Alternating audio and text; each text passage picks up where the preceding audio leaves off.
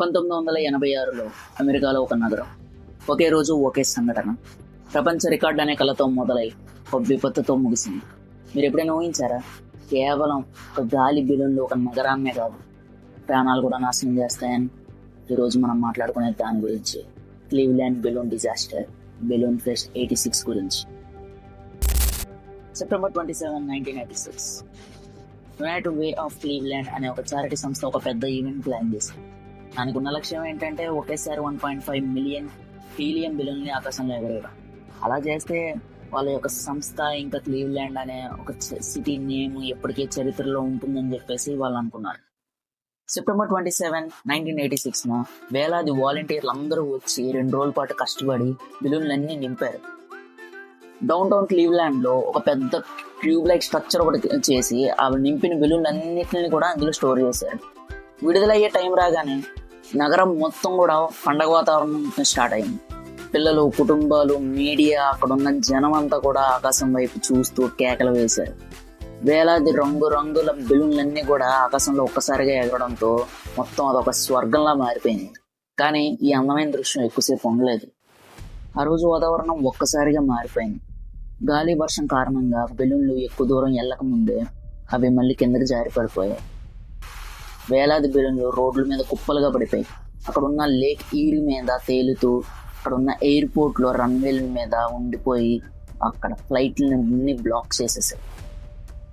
నగరం మొత్తం గందరగోళంగా మారిపోయింది. ట్రాఫిక్ ఆగిపోయింది, విమానాలు ల్యాండ్ అవ్వలేకపోయాయి, అక్కడ ఉన్న మెడికల్ ఎమర్జెన్సీ హెలికాప్టర్లు కూడా ఎగరలేకపోయాయి. కానీ వీటన్నిటికన్నా అత్యంత విషాదకరమైన సంఘటన లేక్ ఈరీలో జరిగింది. ఫిషింగ్కి వెళ్ళిన 2 మత్స్యకారులు ఆ రోజు లేక్ ఈరీలోని కనిపించకుండా పోయారు. కోస్ట్ గార్డ్ అక్కడ ఉంటారు కదా, వాళ్ళని వెతకడానికి బయలుదేరినా సరే అక్కడ మొత్తం బెలూన్తో నిండిపోవడం వల్ల వాళ్ళని వెతకడానికి చాలా కష్టమైపోయింది. వాళ్ళని వెతకలేకపోయారు, వాళ్ళని గుర్తించలేకపోయారు కూడా. చివరికి వాళ్ళిద్దరు ప్రాణాలు అక్కడ కోల్పోయారు. వాళ్ళు ఎలాగంటే ఇది ఒక ట్రాజడీ లాగా ఎండ్ అయిపోయింది. ఆ బెలూన్ ఫెస్ట్ 86 తర్వాత క్లీవ్లాండ్కి చాలా పెద్ద ఇబ్బందులు వచ్చాయి.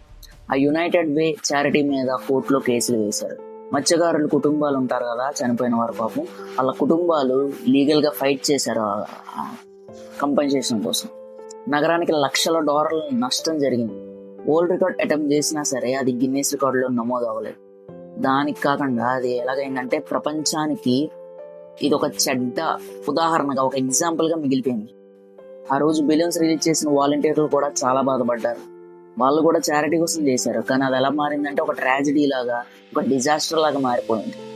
బెలూన్ ఫెస్ట్ 86 మనకు చెప్పిన పాఠం ఏంటంటే, మంచి ఉద్దేశం ఉన్నా సరే ఒక ప్రణాళిక, ఒక ప్లానింగ్ లేకపోతే అది ఒక ప్రమాదమే అవుతుంది. క్లీవ్లాండ్లో బెలూన్స్ ఎగిరిన కొద్ది నిమిషాల పాటు ఒక స్వర్గంలా కనిపించవచ్చు, కానీ కొద్ది నిమిషాలకి ఆ తర్వాత కొద్దిసేపటికి అదొక భయంకరమైన వాతావరణం, ఒక భయంకరమైన కలలా మారిపోయింది. అందుకే అంటారు, history repeats only if you don't learn from it. Video నచ్చితే లైక్ చేయండి, షేర్ చేయండి.